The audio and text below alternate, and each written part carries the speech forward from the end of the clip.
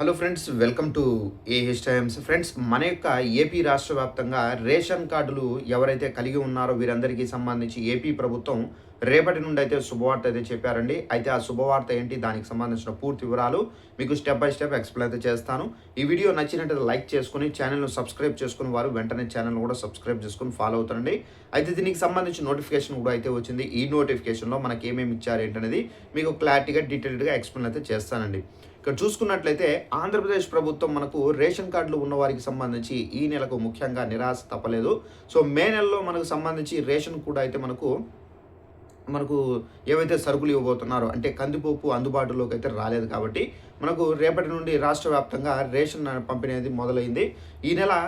ఈ నెలలో కూడా మనకు బియ్యము, చక్కెర పంపిణీ చేస్తుండగా కొన్ని చోట్ల మాత్రమే గోధుమ పిండి, అలాగే రాగులు, జొన్నలు పంపిణీ అయితే చేస్తున్నారు.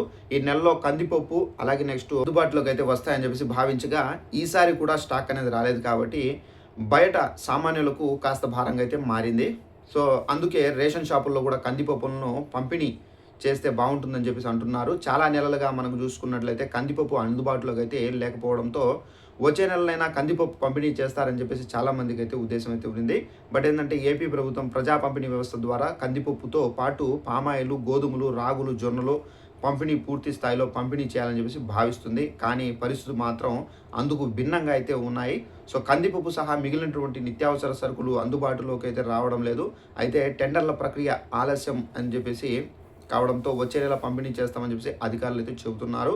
ఇక మనకు ఈ నెల కూడా బియ్యంతో పాటు చక్కెర మనకు పంపిణీ అయితే చేయబోతున్నారు. కేజీ గోధుమ పిండిని కూడా అయితే పంపిణీ అయితే చేస్తున్నామని చెప్పేసి కుటుంబ ప్రభుత్వం అధికారులకు వచ్చిన కొత్తలో కొన్ని నెలల పాటు కందిపప్పు పంపిణీ అయితే చేస్తారని చెప్పారు. కానీ బట్ ఆ తర్వాత ఆగిపోయింది.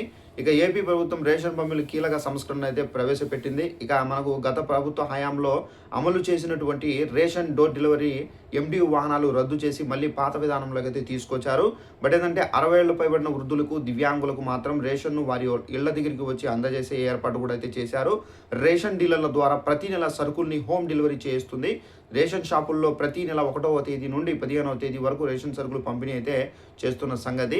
అయితే ప్రతిరోజు మనకు ఉదయం 8 గంటల నుండి మనకు మధ్యాహ్నం 12 గంటల వరకు, అలాగే సాయంత్రం 4 గంటల నుండి రాత్రి 8 గంటల వరకు రేషన్ పంపిణీ అయితే చేస్తున్నారు. ఆదివారాలు కూడా రేషన్ షాపులు అనేవి అందుబాటులో అయితే ఉంటున్నాయి. అంతేకాదు ఏపీ ప్రభుత్వం గతేడాది స్మార్ట్ రేషన్ కార్డులని అందుబాటులోకి అయితే తీసుకొచ్చింది. ఈ స్మార్ట్ రేషన్ కార్డుల ద్వారా రేషన్లో అక్రమాలకు చెక్ పెడుతుంది. రేషన్ డీలర్లకు కొత్త ఈపోస్ యంత్రాలు కూడా అందుబాటులో అయితే తీసుకొచ్చారు. సో ఫ్రెండ్స్, చూసారు కదా మన యొక్క ఏపీ రాష్ట్ర వ్యాప్తంగా రేషన్ కార్డులు ఉన్న వారికి సంబంధించి రేపు అయితే మనకు రేషన్ బియ్యంతో పాటుగా మనకి ఏంటంటే గోధుమ అయితే ఇవ్వబోతున్నారు. అలాగే నెక్స్ట్ వచ్చేసి చక్కెర ప్యాకెట్లు అయితే ఇవ్వబోతున్నారు.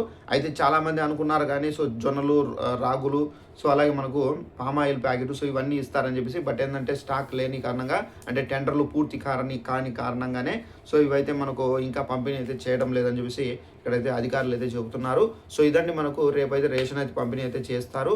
అలాగే 60 ఏళ్ళు పైబడిన వృద్ధులు ఎవరైతే ఉన్నారో అలాంటి వాళ్ళ ఇళ్ళ దగ్గరకు రేషన్ డీలర్లు ఎవరైతే ఉన్నారో వాళ్ళు వచ్చి బయోమెట్రిక్ అనేది వేసుకొని వాళ్ళకు ఎన్ని కేజీలు రేషన్ వస్తుందో అన్ని కేజీలు ఇళ్ళ దగ్గరే వాళ్ళకైతే direct door to door delivery అనేది చేస్తారండి.